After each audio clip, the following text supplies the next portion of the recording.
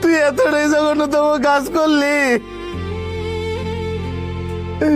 যে তোর লাশের কাঠিয়াটা ধরার লাগিয়া গ্রামের একটা মানুষও রাজি হলো না। কয়ো কয়ো ভাইয়ার আয়ো না, মসজিদের থেকে কাঠিয়াটা লয়ে গা, তোকে বন্ধু লাশটা বইরা রয়েছে, আরে তো নিয়ে মাটিটা দিতে হইব। না না, আমি এই কাজ করতে পারতাম না। হ্যাঁ, আমার বন্ধু আসলে দেখে কিছে, হ্যাঁ একটা জুলুমকারী, আর জুলুমকারীরা তো আল্লাহ কি পছন্দ করে না। এই জুলুমকারীর লাশ আমি আমার কান্দো নিতে পারতাম না।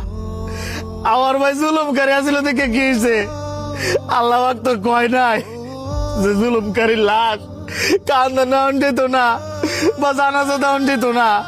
আমনের কাইন্দেন না আছে, আমনের ভাই যা করছে, হ্যাঁ ভাবছে হ্যাঁ একলাই মানুষ আর আমরা গ্রামের সবাই পশু। আমি জানি আমার ভাই অনেক খারাপ মানুষ আছিল, তোমরা তো আর বন্ধু, তোমরা যদি গ্রামবাসীর মতন আমারে ফিরায় দাও, আমি কি একলা পারবো আমার ভাইয়ের লাশটা নিয়ে মাটি দিতাম? একটু আয়ো না, তোমার বন্ধু লাশটা নিয়ে মাটিটা দিয়েই। জানাজার নামাজ পড়তাম আইছি, এটাই অনেক। একজন হুজুর খবর দেন না, নামাজটা পড়াই এলান। হুজুর তো না করতো না। আর আপনার আত্মীয় স্বজন কই? আত্মীয় স্বজন করে দিয়ে খাটিয়া ধরান। প্রত্যেকটা জুলুমকারীর এরকম বিচার হওয়া উচিত।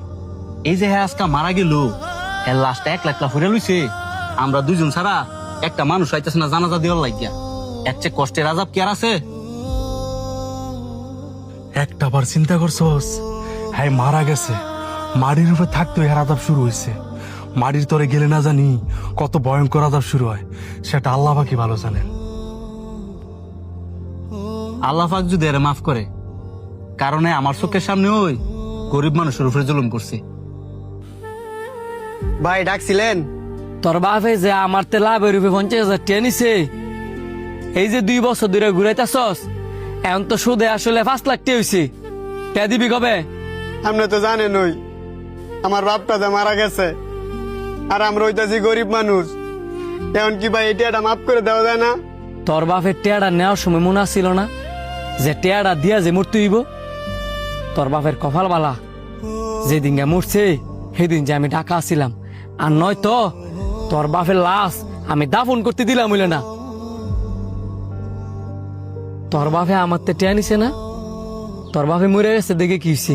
তুই তো আসস, তুই যদি আমার টেয়া নিয়ে ঘুরাস বা টেয়া না দেস, তাহলে তোর বাপের লাশ উড়াইয়া কেমনে যে টেয়া নাও লাগে এটা আমার ভালো করে জানা আছে।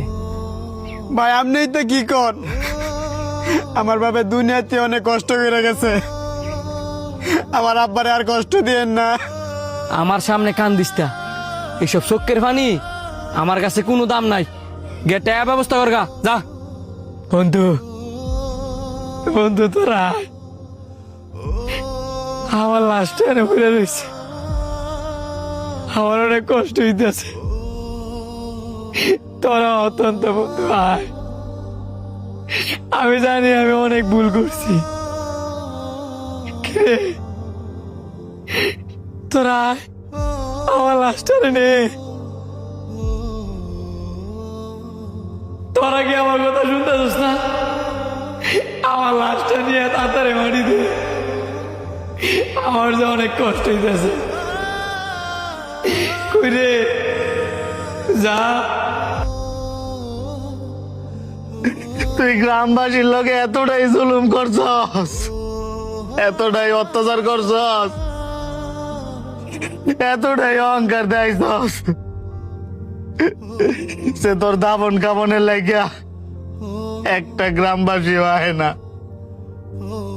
এই যে সবার হাতে পা ধরলাম, এত রিকোয়েস্ট করলাম, একটা মানুষও রাজি হইল না।